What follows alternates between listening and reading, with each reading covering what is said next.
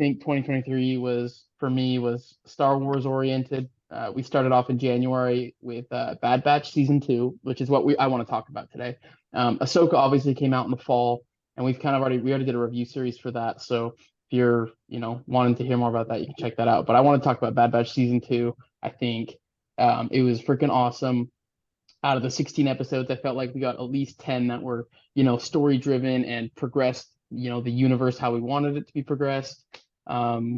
And we got new planets, new conflict, new resolution, and I really liked it for the most part. Definitely some S tier content in there, and let's see what you guys think. Yeah, man. I think season two, like the character development they gave to a lot of the clones was amazing. I think, they're these highly specialized clones that have these abilities, right? But in like some areas where they have abilities, they're kind of lacking in others. I think the biggest person that grew this season was Tech, right? And of course, it would be Star Wars to like give us that character growth, make us love the character more, and then, crush our souls and take them away from us, right? Yeah, So, but that scene will be epic, right? Like when he's hanging from the cable car and he's like, "Don't do it, Echo," or "Don't do it, Tech," and he's just like, "When have we ever followed orders?" And shoots the wire or yeah, whatever. Like, oh, that was heart wrenching, but amazing. Again, really pleased with Bad Batch. Like you said, a lot of these TV shows that come out now have a ton of filler, but that was genuinely a show that I feel like for the most part each episode hit. We had the Zillow Beast finally.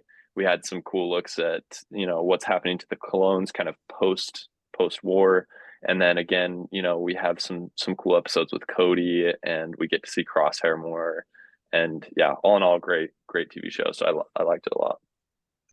Yeah, I agree. And I think it was kind of just going off what you guys said. There was the best thing about this new season is that there was less filler than the last one, right?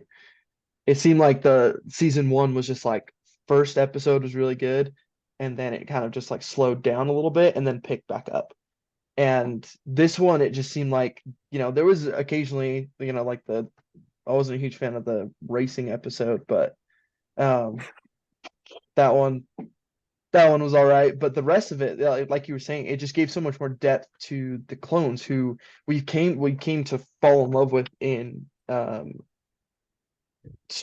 Wars, where it was just like, oh, these guys are sick, these guys are awesome, but then it kind of gave them humanity, and in this new season, um, kind of just took that and pushed it a lot further, where it's like, oh, now these guys are getting replaced. Like the clones are, they destroyed the cloning facility, so there's no more clones being made. They're kind of just waiting their turn till like to die, basically, right? The Empire is discarding them and all that stuff, and so um, it's cool. It was cool to see what they did with, like, at least with Bad Batch, who are like, they kind of always had that mind of their own, but they were trying to do the way what they knew best, right? Which was trying to help everyone and try to save everyone and kind of take care of each other. And so I thought that was cool. And yeah, that was, despite what rumors have been said, I do actually enjoy, I do like Tech, and he's awesome. And um it was a heart-wrenching thing, and I was like, there's no way he's coming back from that, right? Which makes it so more real, right? Like he Jason told me that you were happy when Tech died, bro. he uh was, he that's what was, that's why I'm trying to and dispel those false and rumors, guess what? those Lucas false has, prophecies. yeah, he has pulled I his was pulled his head out. heart-rending. He's figured it out that I Tech was was I was dead. the reason they think that is because the episode when they're in the mines and Tech and Omega. Formiga. Omega, yeah, Omega have a heart-to-heart moment. I was like, this didn't really need to happen, but okay. Like I wasn't a huge fan of kind of that whole thing, but it was because Hmm. of that. They were just like, man, Lucas' heart is heartless and hates Tech. No, he was good. Hey, and here's my thing is like we beefed with season one because there was so much filler, and maybe to them, to the writers, it wasn't filler because we had to get to know the characters, kind of like season one of Rebels. It's And true. I've come It's back season to one of Clone love Wars. season one of Rebels. Yeah, season one of Clone Wars.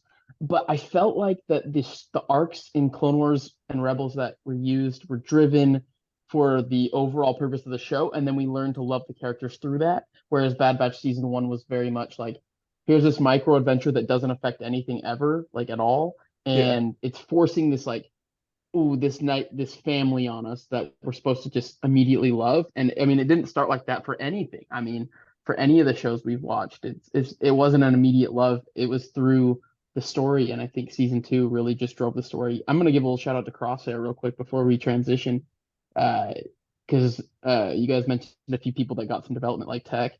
I think Crosshair is going to be the most interesting, character for this next season, as well as the Doctor. Doing all the cloning procedures. I Yeah. think he's just such a mystery right now, and I'm excited to see where Dave and the other writers go with it because there is so much potential still. I know Lucas is tired of this part of the Star Wars timeline, but this is my favorite part of the timeline. This pre-early Empire era. That's my favorite part. And so I know there's still so much they can do with it.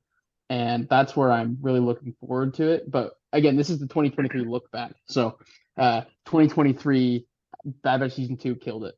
So